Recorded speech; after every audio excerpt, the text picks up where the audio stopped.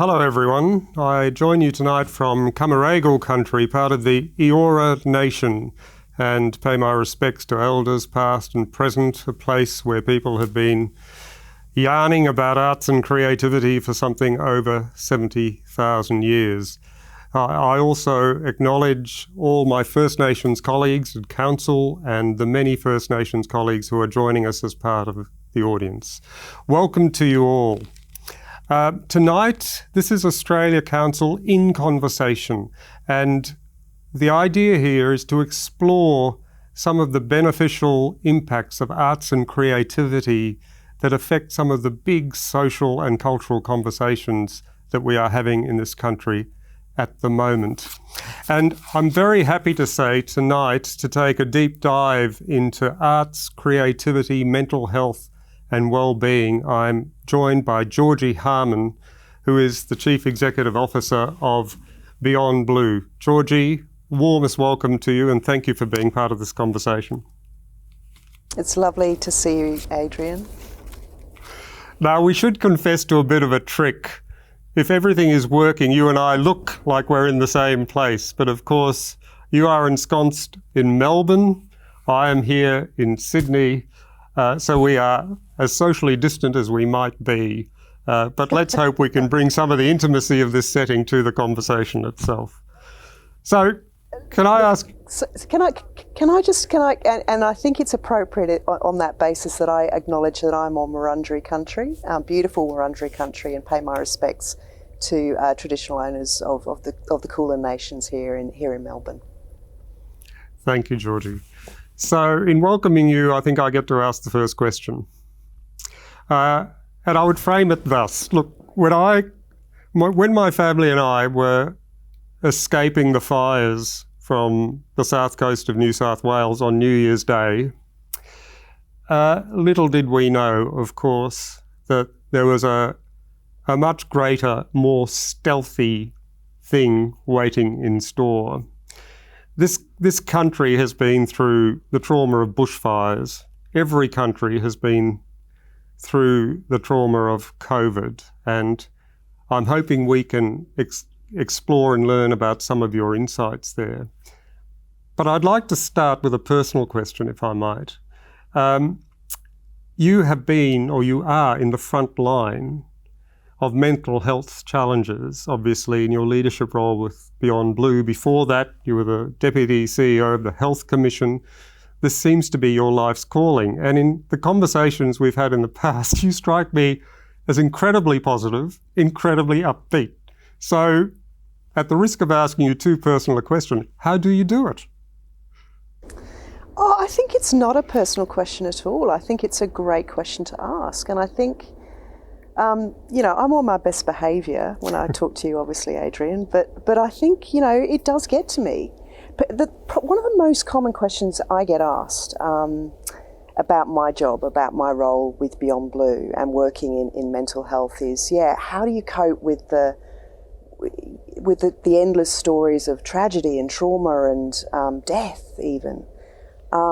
It must be so depressing. And my response, which I've kind of thought about very carefully, is actually you would think my job would be like that, but my job is full every day of inspiration and hope and actually even joy, because I get to connect with people, families, communities who've really done it tough, right? But they've found a way through and they've come out the other side. And so many of the people that I work with in my job and have the privilege to work alongside and amplify the voices of through our organisation want to give back. They want to actually share their journey, share their experiences, share their hope, share their pathways to recovery with others who are probably in a darker place than them. So my job is joyful because we're all about supporting everybody to achieve their best possible mental health, obviously being there for people who are doing it really tough, but hopefully helping them find a way into the light a bit more. So it's, I love my job. I absolutely love my job. It's the best job I've ever had. It's the longest I've ever stayed in a job, actually. I'm a bit flitty. But you know, I've also had my own experiences with depression. About 3 or 4 years ago, my personal and private lives really collided, and my professional and private lives really collided, and I found myself in a really, really dark place. So that for me allows me to kind of, I think, speak with greater empathy and understanding for the people that I work for, because my stakeholders are the 3 million Aussies who live with depression or anxiety, and those 9 families every day who are bereaved by suicide. Well, I must say you seem inspired by your work, and at the Australia Council we'd love to be amongst those colleagues you choose to work with. So thank you for that. We've talked earlier about arts, culture, creativity, and the positive impact it has in much of the world you deal with. I'm sure we'll get to that. But my ears pricked up when earlier you mentioned the work of the Productivity Commission of recent times. And I heard a number, you may correct me, but I heard a number of, they estimate the cost to Australia of around $200 billion a year, getting towards that, of what it costs to treat and deal with mental health. I suppose my simple question is, do you see a place for arts and creativity as actually part of the way of addressing what is a social and cultural issue, but also a massive economic issue? Oh, look, absolutely, Adrian. I think what's really different about the Productivity Commission review, we've had multiple reviews into the mental health system over the last couple of decades, is that it actually looks at every part of our lives. So it looks outside the health system into things like education, social structures, the kind of social scaffolding that we have around us as people that actually help protect and also improve our mental health. It talks about the fact that we need to start thinking about people as more than just a collection of symptoms that we have to treat, but actually about the fact that we all have this rich tapestry in our lives that is about family, it's about friends, it's about culture, it's about connection with earth, it's about trips to the theatre, it's about looking at the wonder of a beautiful painting, it's about online book clubs, it's about all of the parts of our lives that make up the tapestry of who we are. And I think all of those things are really important going forward. The language used in the Productivity Commission report is really different to the language that we've heard in previous reports. It talks about people, because this is not about other people, it's about all of us, as I said earlier. And if we can actually start to re-engineer the mental health system so that it does value the things that don't look like services, it values the importance of human connection, it values the structures in our lives that actually bring us together as groups of people to celebrate things of great beauty, things that bring us joy, things that help us to find things in common with each other. And I think that's to me part of the incredible power that the arts play. And so, certainly from Beyond Blue's perspective, we're very much about advocating for a better system that actually recognises things that don't look like traditional mental health services. Georgie, would you go so far as to say, I've read from the World Health Organization and such like that they talk about arts on prescription. We know in the UK that some medicos are actually prescribing arts because they see the direct beneficial effect to their, and I use the word advisedly, patients, but also that it is a very cost-effective way of dealing. Would you go as far as that when you think about the positive impact of arts and creativity on mental health? Look, I think the idea of social prescribing is starting to kind of get a bit of traction here in Australia. It's been, as you said, it's been around for a long time in the UK. There's a group that's actually the Consumers Health Forum that's actually really pushing social prescribing at the moment. And certainly from our perspective, again, it comes back to if someone becomes unwell, mentally unwell, it may be that they need, the first place, a really good place to start is the GP. The GP is at the heart of our healthcare system, and quite rightly so. The GP, looks at all parts of our lives, and I think, the way that again GPs are structured, the primary care system and funding structures are organised, is that the only incentive is a very binary one. It's put someone on medication, or it's, or it's create a mental health treatment plan and send someone off to see a psychologist. Now, both of those things are really important components of a system and are absolutely essential for a lot of people.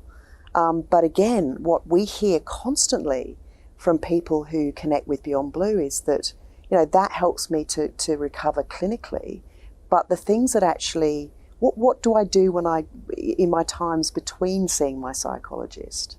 That's when, perhaps I really start to struggle again. So, and the things that bring me joy and meaning are things like my local choir, painting, jumping online and connecting with people in safe, online forums, where I get to meet people like me and form friendships. Getting out into walking clubs. So these are the parts, again, of the system that I think we definitely need to bring to the fore, not at the expense of, more traditional services, but actually it's not an and or, it's a both, right? Yeah. And, again, we're giving very clear advice to governments, as are many of our colleagues in the sector, that we need to start thinking much more holistically about what a good system looks like. Do you think that we tend to pathologise mental health in a way? That, people talk about physical health now, and it's just taken for granted you have to do things to look after your physical health. Everyone has to do it. Yeah. Is it similar when you think about mental health, that actually it is something where you have to build strength and spirit through engagement with things like arts and culture?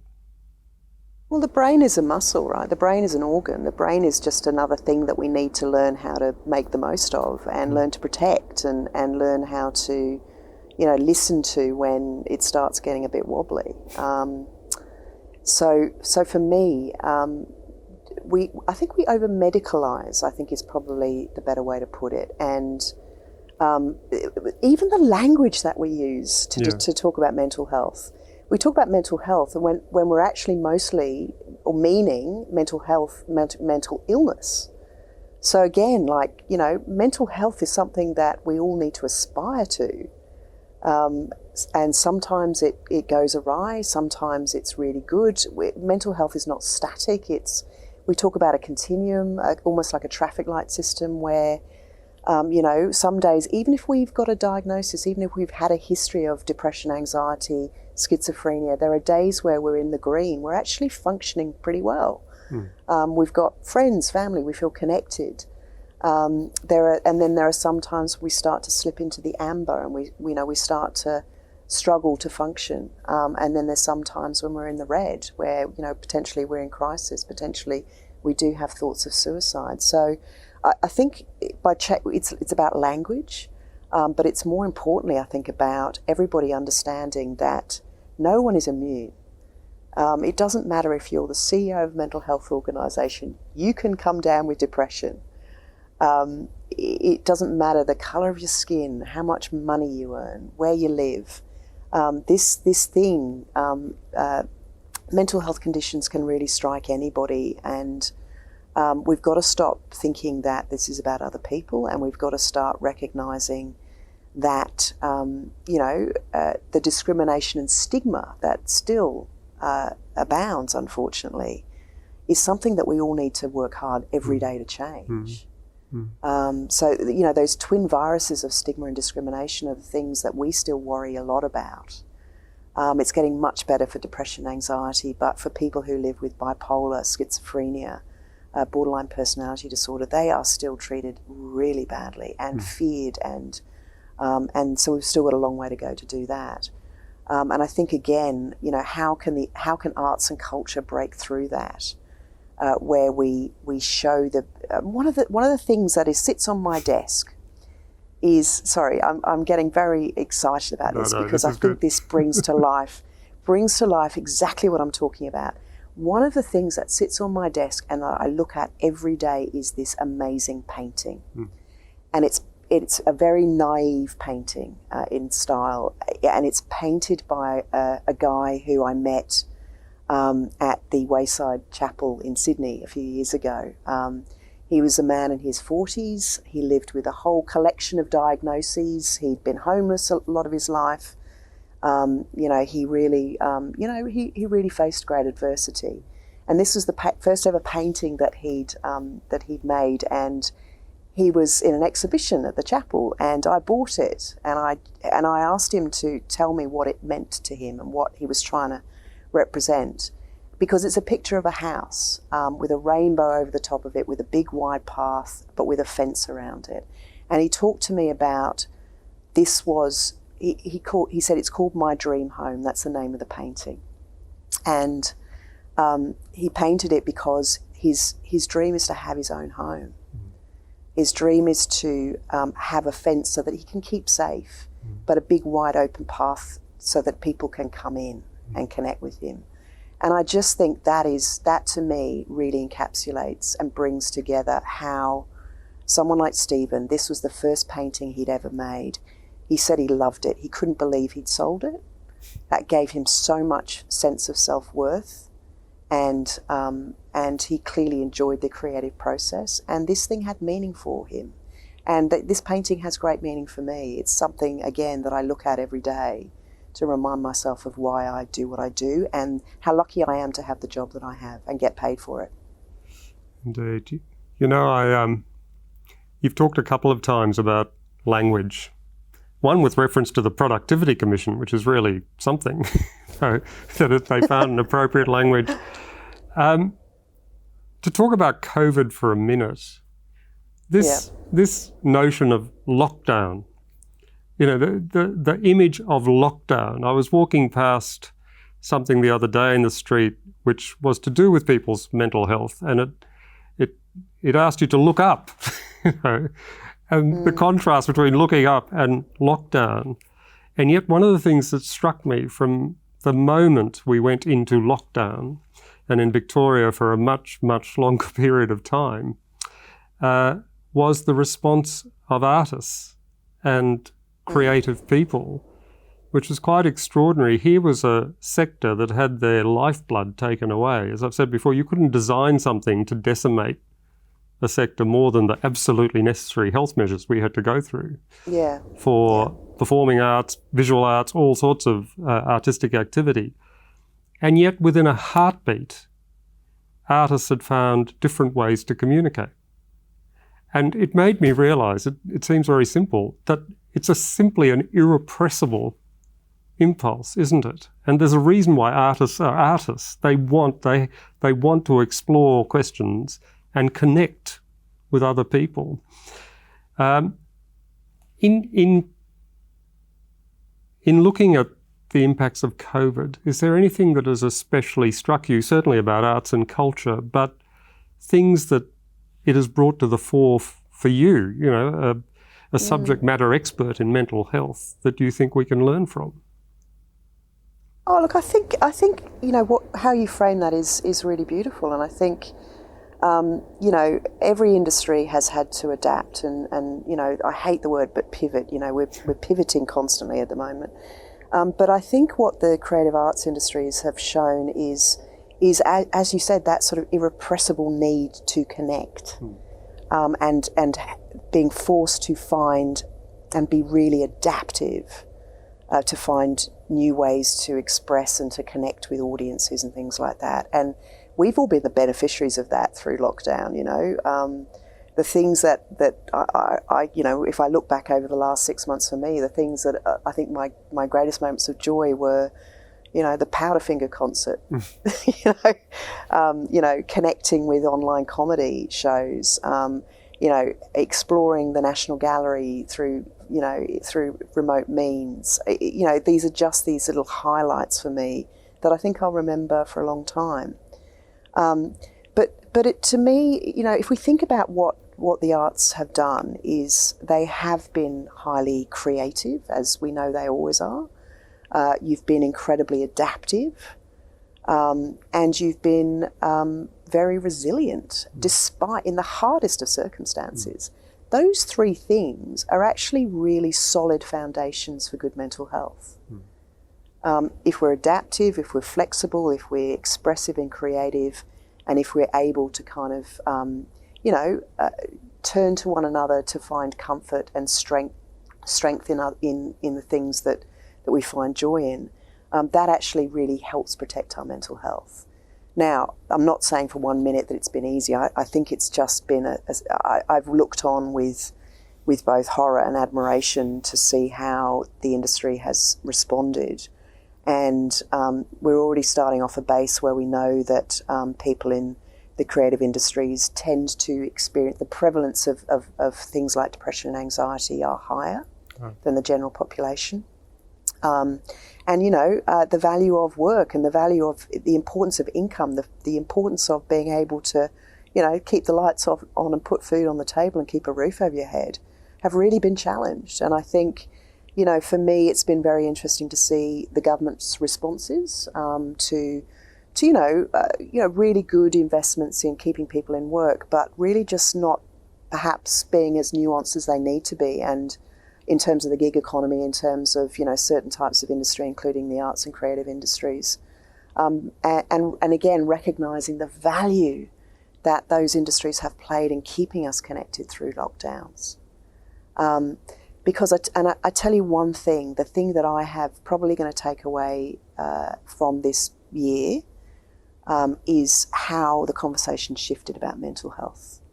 We're now having a far wider and deeper conversation about mental health because there's not one person in Australia whose well-being hasn't been affected in some way, shape or form, some much more profoundly than others, but there's not one person that hasn't felt lonely, frustrated, uncertain, worried, anxiety, stress.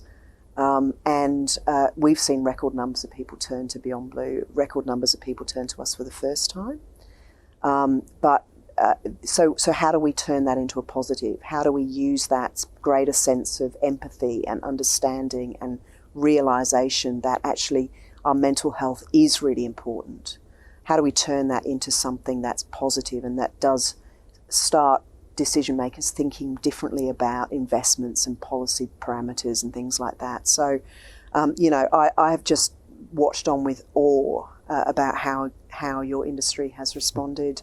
But also the beautiful partnerships that have started to come out. So there's a fantastic initiative that was launched last week by Headspace, which Beyond Blue and a number of others have helped kind of amplify, where Headspace matched young people who have lived with really quite complex, profound mental health challenges with artists.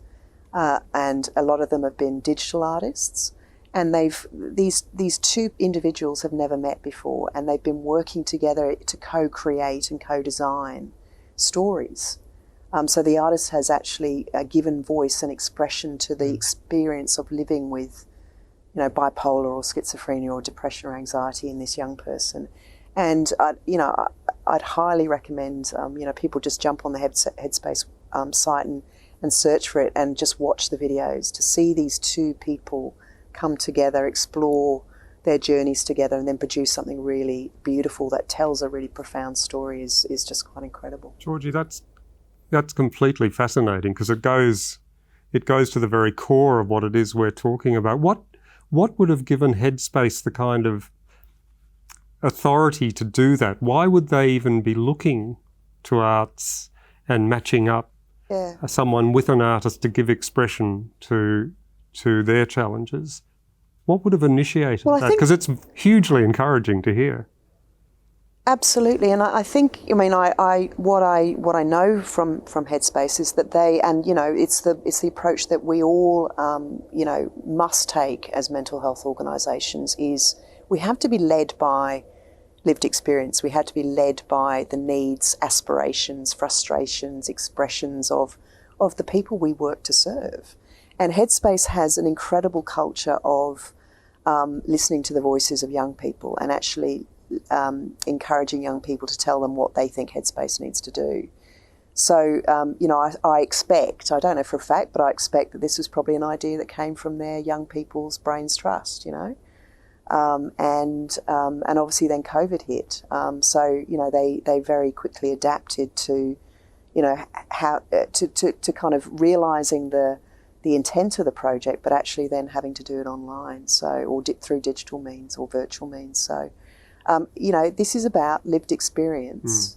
Real experiences of real people driving the things that have meaning and that connect with others and that enable stories to be told in different ways, in different means. Because one of the things we know from people who live with mental health challenges is that sometimes they struggle to tell their stories.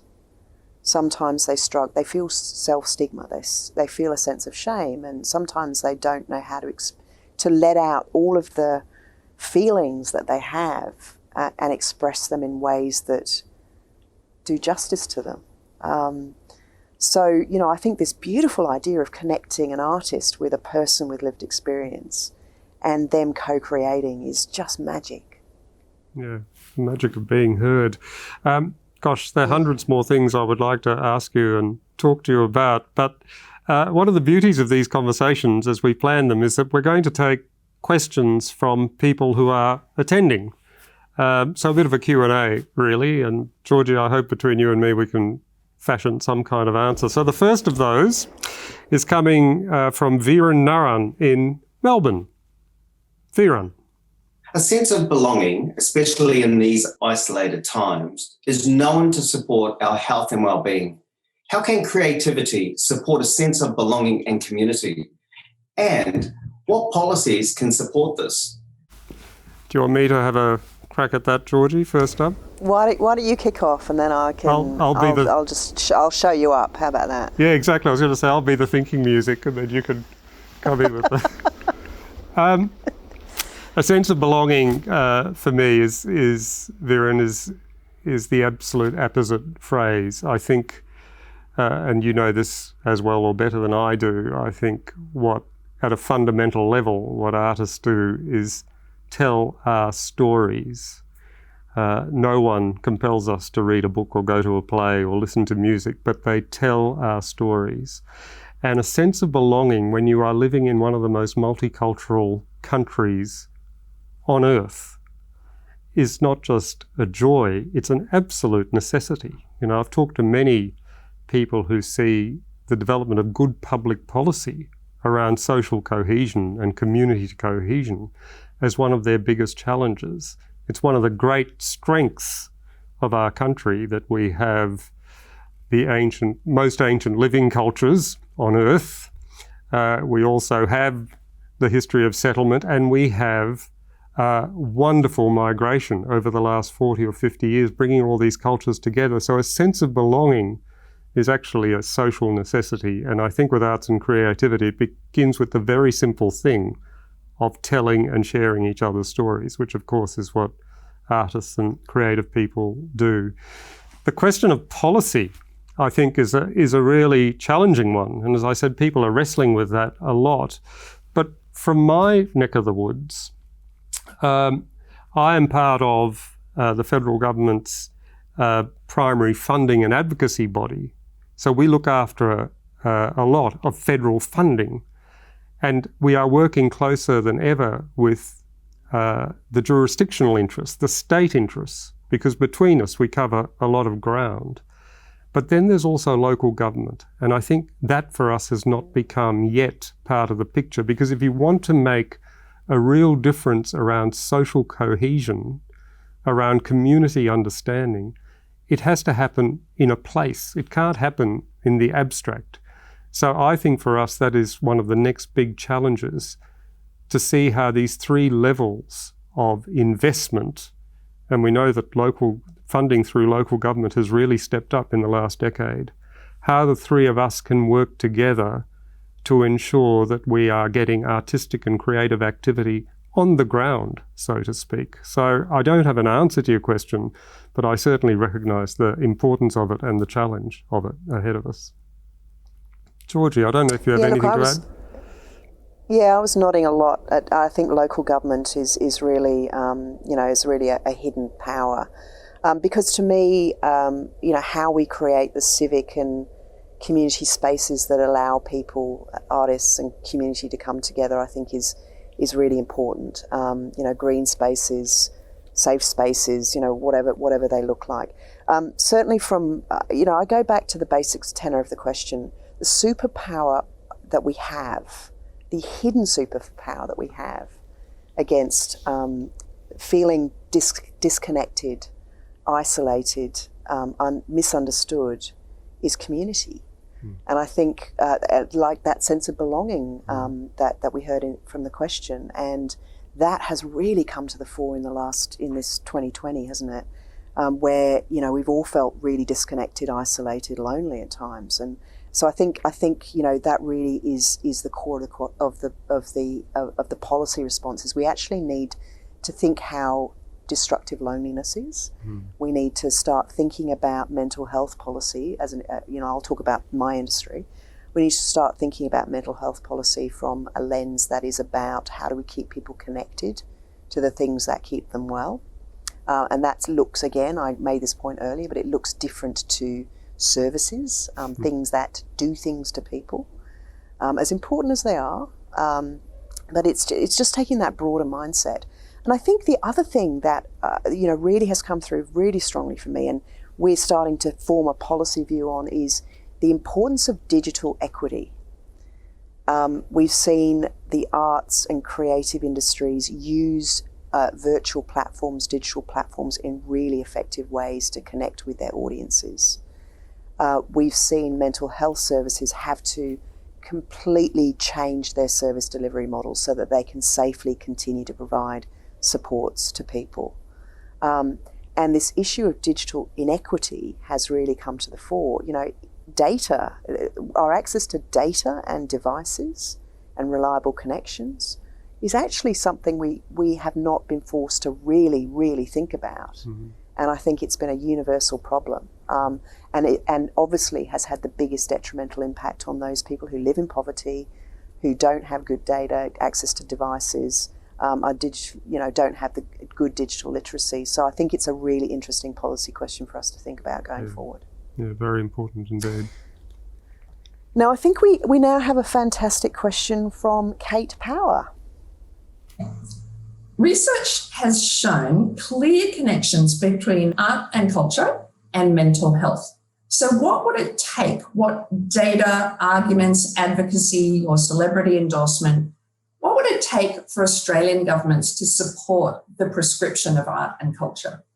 That's a great question, Kate. And it's one that I think we touched on a little bit earlier on in terms of our discussion around social prescribing through GPs. I think that's one way. But what would it take to shift the mindset of funders? You mentioned a whole bevy of things. I think it's all of those things. I mean, the most successful advocacy I've seen that bites and takes hold is ones that is multidimensional, and ones that are based soundly in data and evidence. So any research, any data, evidence, but not just cold hard facts, also warm insights from people's experience. Really create a very powerful foundation for policy change. And then I think on top of that, you layer in multiple voices, from celebrity to thought leaders to sectors that actually have power and influence, individuals that have power and influence. But I think really importantly, we need to not forget the kind of groundswell of people power, and actually people writing to their politicians to tell them their experiences of how the arts have actually assisted their mental well-being. Lobbying their local MPs and influencers, writing to people like me, because I think people power is really what it's all about. If people start to express and demand different types of responses from a system, that's, I think, again, the really final piece of the puzzle. Can I also, I think that is so important, just to emphasise that point, that there is research and there's a growing body of evidence. But if people start to talk to their local representatives about how singing in a choir or being in a theatrical troupe or painting actually beneficially affects their lives, that is hugely powerful to inform the conversation in Canberra and indeed elsewhere. The other thing, Georgie, it strikes me we're at a point, and maybe this is also COVID inspired, as we all desperately try to find the positive things that are coming out of COVID. I don't think it's any accident that the Arts Minister has asked for a parliamentary inquiry right now into the cultural and creative industries, because I think it's dawning on us rapidly that the cultural and creative industries, however you quantify them, and we're getting greater coherence around that, have massive economic, social and cultural impacts. Yeah. So this in itself might be a platform for us to mount the case. And thinking right at home in the Australia Council, the reason we contacted Beyond Blue was because we realised we can advocate all we like, but we actually need the subject matter experts. We need the people who understand what it is like to have impact to work with, so that we start to build these bridges between the way we invest, the way we advocate, and the impact we have working with people who actually know about that stuff. Yes, and look, we're you and I will keep having this conversation. I'm sure we'll do some great stuff together. The thing that I think has really come to the fore through COVID is how we've been forced to work differently, and how we've formed different and deeper partnerships with different sectors, because we can be a bit myopic as most industries can. So the fact that the economic tail of COVID, the impacts on jobs, the economy, is going to be long and deep, and probably last a few years, and that mental health and financial health are actually two sides of the same coin. We've actually partnered with Financial Counselling Australia so that we can actually create really strong referral pathways between our counselling service and their financial counselling service. I can see a similar type of thing potentially emerging between the Arts Council and Beyond Blue. The other thing is that again, it comes back to that issue of all of the parts of our lives. It's not just we're not one-dimensional creatures. So we have mental health, we have financial health, we have cultural health, we have a physical health, and the more we actually join up effort, I think the more powerful it's going to be for everyone. Yeah, terrific, George. So we're moving now to our final question, and this is from Wes Morris in Brisbane. Hello, Wes. In April of this year, Professor Kerry Arabina published a truly fantastic report. It's called Country Can't Hear English, and it's a guide, it's an implementation plan to the social and cultural determinants of Aboriginal health. But the Health Department has responded by saying that the commissioning of services won't commence until July 2022. My question is this: what can arts agencies such as the Australia Council do to bring forward this urgent need?